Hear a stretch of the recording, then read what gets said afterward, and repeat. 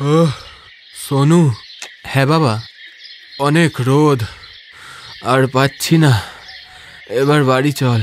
আমি তো তোমাকে বলেছিলাম যে আমি করে নেব, তোমাকে না আসতেই তো বলেছিলাম। হ্যাঁ বাবা, তুই বলেছিলিস, কিন্তু তোকে আমি একা কি করে আসতে দিই? এত বড় তো জমি, একা পারতিস? হ্যাঁ আমিও তো সেটাই বলছি, তুমি বাড়ি যাও, আমি করে নেব। না, তুইও সাথে চল, রুটি টুটি খাবো, তারপর আবার বিকেলে ফিরবো। কিন্তু ততক্ষণে তো অন্ধকার হয়ে যাবে, তুমি যাও, আমি আসছি। আরে জেদ করিস না, চুপচাপ চল, ভাব আজ তোর ছুটি। আরে বাবা, কৃষকদের কি আর ছুটি আছে? আরে আমি বললাম না, হয়ে গেছে আজকের কাজ, চল এবার। এই গল্পটা কৃষ্ণ ও তার পরিবারের। কৃষ্ণ তার স্ত্রী গঙ্গা আর ছেলে সোনু আর মেয়ে মনুকে নিয়ে একটা গ্রামে থাকতো। গ্রামের জনসংখ্যা খুব বেশি ছিল না, তাই এক একটা বাড়ি অনেকটা দূরে দূরে ছিল। এমনকি কৃষ্ণের বাড়িটাও তার জমির মাঝখানে ছিল। তারপর কৃষ্ণ আর ছেলে বাড়ি পৌঁছালে, এসে গেছো দুজনে, বসো, আমি খাবার দিচ্ছি। জমি কাজ শেষ হয়ে গেছে? না না, কোথায় আর শেষ হলো, বাবা জোর করে বলল আর ছুটি, তাই আমি চলে এলাম। ছুটি? মানে? আরে তুমি একটু বাইরে বেরিয়ে দেখো, কতটা রোদ, কেউ অসুস্থ হয়ে পড়লে তখন আবার বিপদ হবে। মোনা কোথায় গেছে?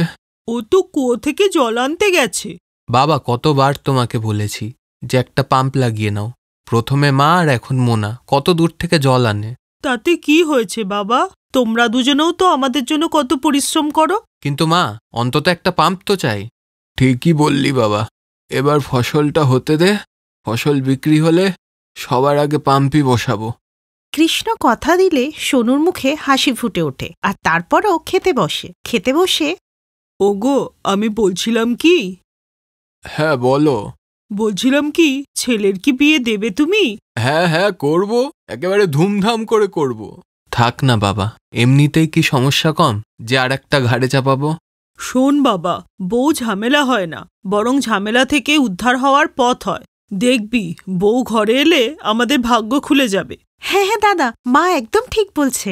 এমন ভাবে বলছো যেন বউ আসলে আকাশ থেকে সোনা পড়বে। প্রথমে কিছু টাকা পয়সা জোগাড় করে নি, তারপরে এই বিষয়ে ভাববো।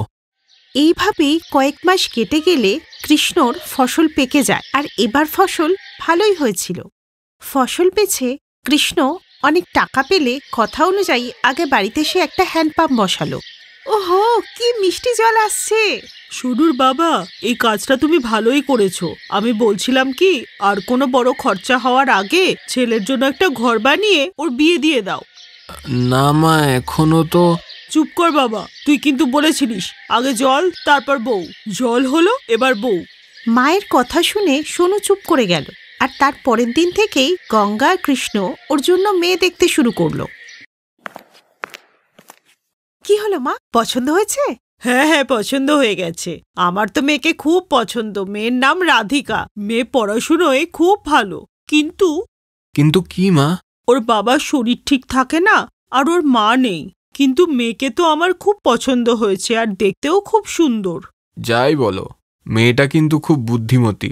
আমার তো খুব পছন্দ হয়েছে। এবার বিয়ের জোগাড় শুরু করে দাও।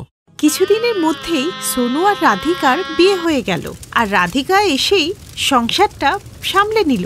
এখন ওদের সংসারটা খুশিতে ভরা ছিল। তারপরে একদিন, মা, এই গ্রামটা না খুব ছোট, হাতে গোনা কয়েকটা বাড়ি। হ্যাঁ মা, প্রথম থেকেই এই গ্রামটা এরকমই। সবার সাথেই সবার পরিচয় আছে, কিন্তু সবাই নিজের চাষবাস নিয়েই ব্যস্ত থাকে। আচ্ছা, এই হাইওয়ে কোথায় যায় মা? এই হাইওয়েটা দিল্লির দিকে যাচ্ছে বৌমা। তুমি গেছো কোনোদিন দিল্লি? হ্যাঁ, একবার তোমার বাবা নিয়ে গেছিল আমার চিকিৎসা করাবার জন্য। কি বড় রাস্তা, কি জোরে গাড়ি ছোটে! তার মানে দিল্লি এখান থেকে বেশি দূর না। তো তুমি কেন জিজ্ঞেস করছো? আরে না মা, এমনি জিজ্ঞেস করছিলাম। গঙ্গা বুঝতেই পারল না যে রাধিকার মনে কি চলছিল, আর এইভাবেই কিছুদিন সময় কেটে গেল। তারপর একদিন যখন কৃষ্ণ আর সোনু মাথায় হাত দিয়ে বসেছিল, তখন রাধিকা ওদের জন্য চা করে নিয়ে এলো। বাবা, তুমি কি চিন্তা করছো? বুঝলি রে মা, এবার খুব বড় বিপদে পড়েছি। বৃষ্টি ঠিক মতো হয়নি, সব ফসল শুকিয়ে গেছে। বেচারা সোনু পাম্প থেকে জল তুলে তুলে ঢালছে, যাতে আমাদের জন্য অন্তত কিছু ফসল থেকে যায়। কিন্তু গত বছর তো অনেক বৃষ্টি হয়েছিল। হ্যাঁ রাধিকা, তুমি ঠিকই বলেছ। আগের বছর এত বৃষ্টি হয়েছিল যে সব ফসল পচেই গেল। আমাদের কৃষকদের এই সমস্যা, বৃষ্টি বেশি হলেও বিপদ, কম হলেও বিপদ। ভগবানই জানে কি করে কি হবে। সামনে মেয়েটারও তো বিয়ে দিতে হবে না? টাকা না থাকলে এসব কি করে হবে? ঈশ্বরে বিশ্বাস রাখো, সব ঠিক হবে। নিজের পরিবারকে অসুবিধায় দেখে রাধিকাও ভাবতে লাগলো যে কিভাবে এখান থেকে বেরিয়ে আসা যায়। বাবা, আমি একটা কথা বলবো? হ্যাঁ মা, বল না, কি বলবি? মোনার বিয়ের জন্য তোমাদের কত টাকা লাগবে বাবা? কেন মা, এ কথা কেন জিজ্ঞেস করছিস? বলো না আগে। কম করে 5 লাখ টাকা চাই বৌমা।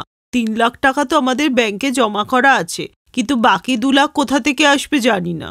আমার কাছে একটা উপায় আছে, যদি তোমাদের পছন্দ হয়। হ্যাঁ রাধিকা, বলো না। শোনো, বর্তমানে শহরবাসীদের ফার্ম হাউসে বিয়ে আর পার্টি করার খুব শখ। আমাদের জমিটা হাইওয়ের সাথে আর দিল্লিও কাছে, তাই আমাদের শুধু হাইওয়ে থেকে জমি পর্যন্ত একটা রাস্তা বানাতে হবে, জায়গাতে একটু বসার ব্যবস্থা করতে হবে, আর বাউন্ডারি দিয়ে একটা সুন্দর নাম দিতে হবে। মা, তোর কথা আমি কিছুটা বুঝতে পারছি, কিন্তু এই সব কিছুর জন্য পয়সা কোথার থেকে আসবে? ওই 3 লাখ টাকাটা দিয়ে দাও না। একবার বৌমার এই আইডিয়া চললে মেয়ের বিয়ে ধুমধাম করে দেব।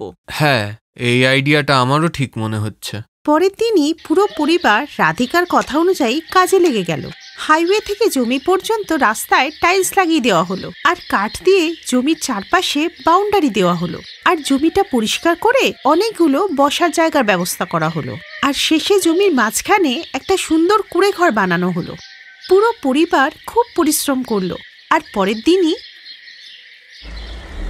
হ্যালো, আমার নাম রাহুল, আমি দিল্লি থেকে এসেছি। এই রিসর্টটা আমি প্রথমবার দেখলাম। পরশুদিন সন্ধ্যায় কি বুকিং হবে?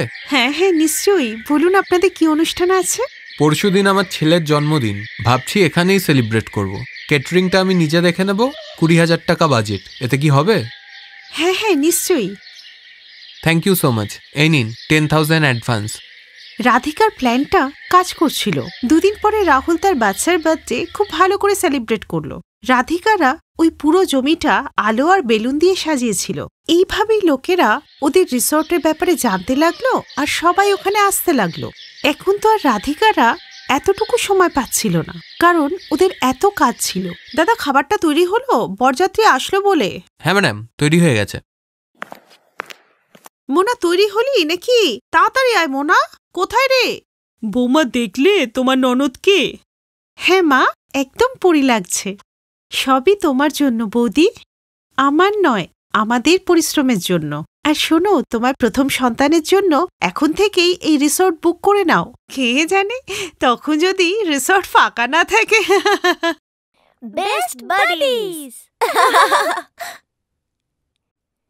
হ্যালো ফ্রেন্ডস, এই ভিডিওটা দেখার জন্য ধন্যবাদ। যদি এই ভিডিওটা তোমাদের ভালো লেগে থাকে তাহলে প্লিজ লাইক, সাবস্ক্রাইব আর কমেন্ট অবশ্যই করবে এই ভিডিওতে। আর হ্যাঁ, শেয়ার করতে ভুলো না কিন্তু। আরো অনেক মজাদার ভিডিও দেখার জন্য নিচে দেওয়া এই বেল আইকনটাকে প্রেস করো। দেখতে থাকো বেস্ট বাডিজ।